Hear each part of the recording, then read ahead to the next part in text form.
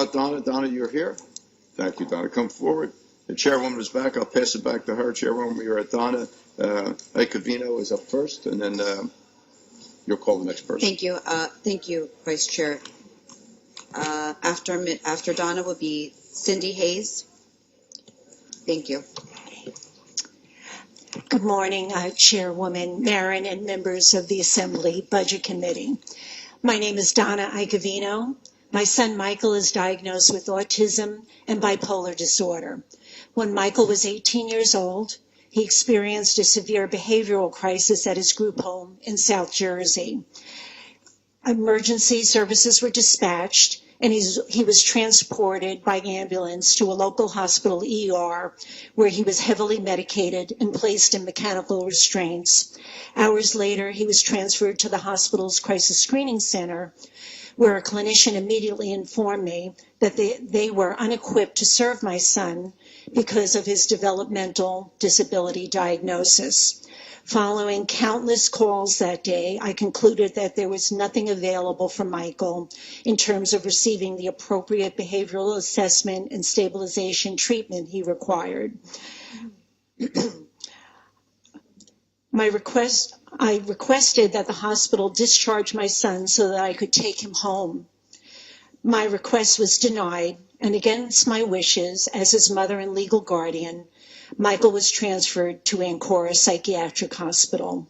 I adamantly appealed to Ancora's administrative personnel on Birch Ward, and after a few days, Michael was discharged. In the end, they openly confirmed what I had known.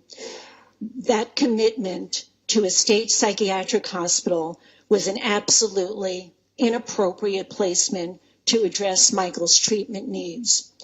The experience I just described occurred 15 years ago this month, and still there is no treatment available in the state for adults with comorbid severe behavior disorder, often referred to as dual diagnosis.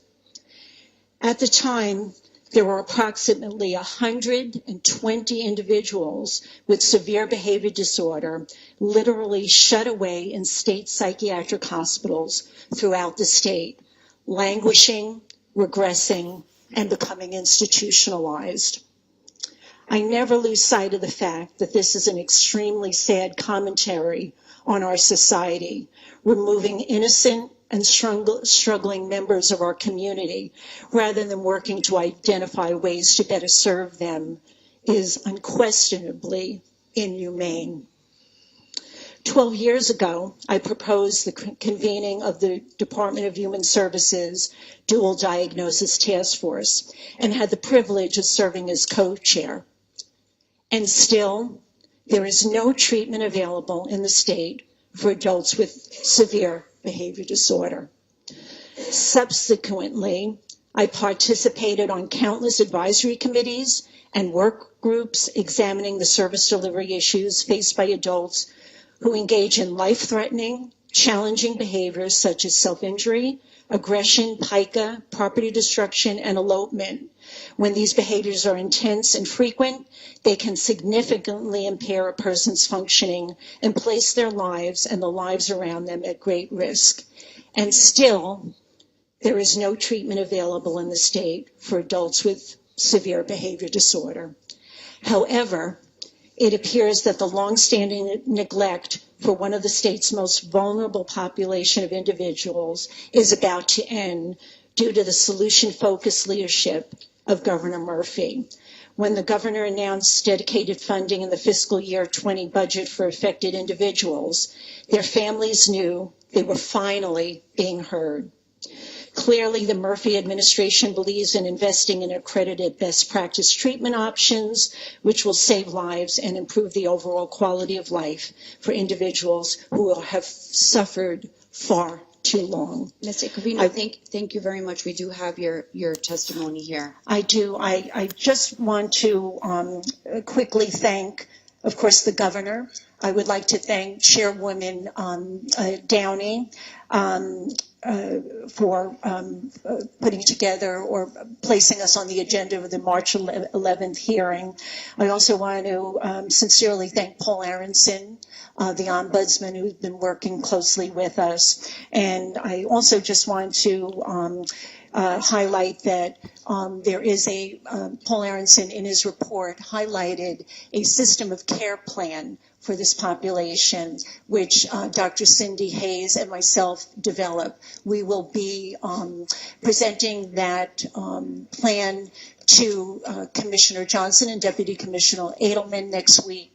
And Thank you, Ms. I just Aquino. ask that this committee support the $9.5 million in the budget.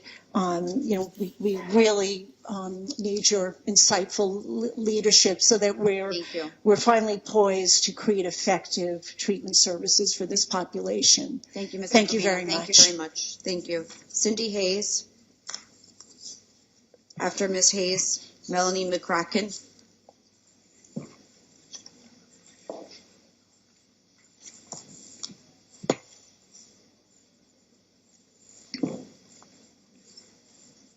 Good afternoon.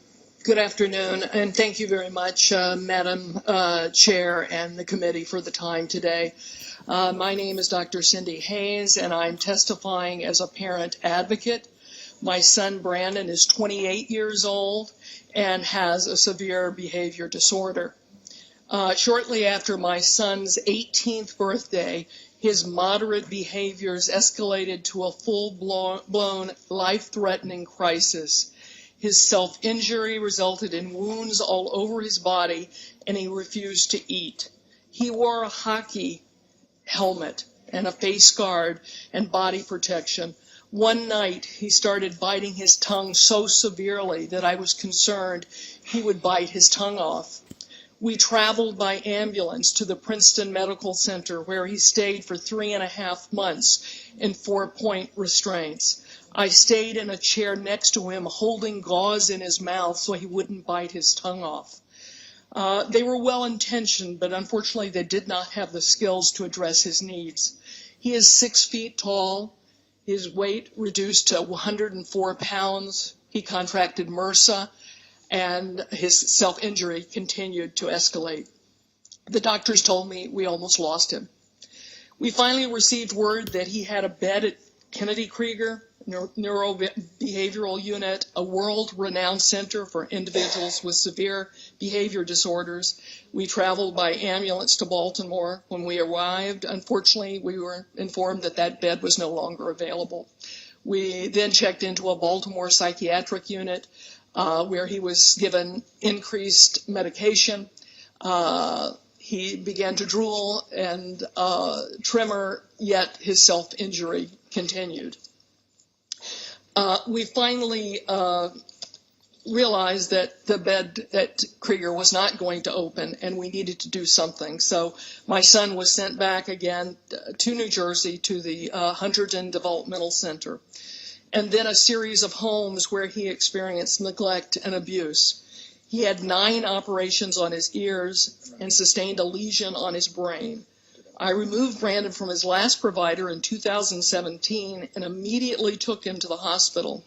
Over the last 2 years, I have learned that Brandon had multiple broken bones in his hands, his nose, and his diagnosis now included PTSD. And by the way, just to show you how this impacts families, the doctor diagnosed me also with PTSD at that point. I'm here today to propose a system of care for adults with severe behavior disorders. The disorders we are describing are very complex and are often described as treatment resistant. They require a system of care that addresses their many medical, behavioral, and mental health issues. Currently, when a crisis occurs, 911 is called, but unfortunately, staff does not have the skills. And as a result, the situation escalates. They are taken to the hospital where it escalates further. They are medicated. They are released back into the same home that they came from, the same group home or residential setting, where there is no one trained to support them. There is no program, and they're move again into crisis, and then the cycle continues. It's just a revolving door that happens. As Donna mentioned, she and I have worked on developing a system of care that intervenes in the crisis with a mobile response unit, including medical, behavioral staff who have the skills to stabilize the individual and determine the next steps. Among the possibilities are additional residential support, a short stay in a behavioral setting, or possibly an intense inpatient intervention. The process heavily relies on medical professionals and board-certified behavior analysts. Our proposal includes a replication of the Kennedy Ms. Krieger. Hayes, I'm sorry. Thank you. We do have your testimony here, and you gave us a full packet with the proposals that you and I know Donna just spoke about. So Sure. we really appreciate, and most of all, I'd just like to thank you for sharing a picture of Brandon with us. Yeah, we just don't want any more Brandons out there. Absolutely, thank you, and Okay. thank you very much for sharing your story, Okay. your ideas, and all of your work. Thank you. Can I please have Melanie McGatkin? After Melanie, Kenyon Cummings.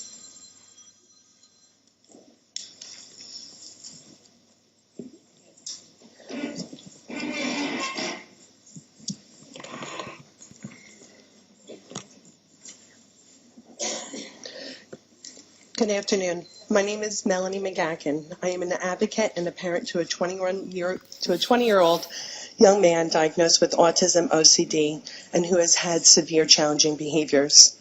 As a parent, I want nothing more but to sit here and tell you all the wonderful qualities about my son. Instead, I sit in front of you sharing our family's most personal challenges. Until recently, my family never spoke of the crisis we experienced behind the walls of our home. We never had to. Our injuries and scars told our story for us. If you are forced to live in crisis over time, it becomes your norm. I say forced because there is no current system of care established in New Jersey to address a full scope of needs for adults with comorbid diagnosis who also exhibit severely challenging behaviors. My son's aggression was like anything you may imagine. He would shatter TVs when being denied access to preferred items, bite through my skin in a rage, and punch his fist through windows over the anxiety of having to go to school. The property damage caused a tremendous amount of stress and concern over the years within our house, but the bodily harm sustained caused panic. Over the years of cycling through different support agencies, inappropriate hospitalizations, and exhausting every option for in-home supports, it became painfully obvious that my son needed more intensive services that would have to be received outside of our family's home. Unfortunately, there was no inpatient severe behavior unit offering an interdisciplinary approach to treatment here in New Jersey for my son, so we were forced to look out of state for treatment options. After much research and professional guidance, we applied for admission to the Kennedy Krieger's Neurobehavior Unit in Baltimore, Maryland, an inpatient unit dedicated to the assessment and treatment of young adults with severe and treatment-resistant behavior disorders and developmental disabilities. We felt that as though this was our only option to allow my son and family the possibility of having a healthier life together. It took over a year for my son to receive placement on Kennedy Krieger's unit. A year in crisis is a long, unhealthy amount of time for a family to wait. When my son was admitted into Kennedy Krieger, almost a third of the patients were from New Jersey. Think about that. A third of the beds of an inpatient unit out in Maryland were occupied by the residents of our state. Those statistics tell a dark story. In September of 2018, after 8.5 months of intensive treatment, my son was discharged from Kennedy Krieger, showing great improvement with the help of a great support team. He transitioned back to New Jersey into a residential placement. My family now knows a life full of hope and possibilities. My son is happier, healthier, lives a quality of life that he hasn't experienced in far too many years. My son now enjoys going to school, job sampling, spending time in his community, and most importantly, spending time with his family. We do not know what the future holds for my son, but we celebrate the quality of life that he has today. For too long, stigmas shamed and muted my family's voice. After seeing how the correct treatment has advanced my son, I feel a responsibility to share our family's story in hopes that it will make a difference for another parent's son or daughter. For the sake of the individuals who require this level of support in their family, a severe behavior unit in New Jersey is absolutely needed. I would like to applaud Governor Murphy, Mr. Paul Aronson, and Chairwoman Downey for their support to address the needs of adults with dual diagnosis and severe behavior challenges. And please understand that my family not only supports, we will help advocate with Ms. Donna Icavino and Dr. Cindy Hayes in order to pursue the plan that they have to allow individuals with a dual diagnosis and severe challenging behaviors a healthier life. Thank you. Ms. Gacken. Thank you very much for sharing your story. Thank you. Kenyon Cummings. After Mr. Cummings, Avi Schnall. Good morning, and thank you for the opportunity to testify. Yes. Sorry. If everyone, as soon as you reach the table, if you can please provide OLS with your written testimony, if you have any. Thank you. My name is Kenyon Cummings. I'm currently superintendent for Wildwood Public Schools in Cape May County. I'm also the president for the Cape May County Association of School Administrators and the assistant chair for the Support Our Students group that was all represented here today in the audience. I want to say thank you for the opportunity to testify. I also want to recognize our Wildwood students that are in the back of the room, as well as all the students that are here advocating for funding for their school districts, no matter what direction you're arguing. I think it takes a lot of courage to come out and come to Trenton and exercise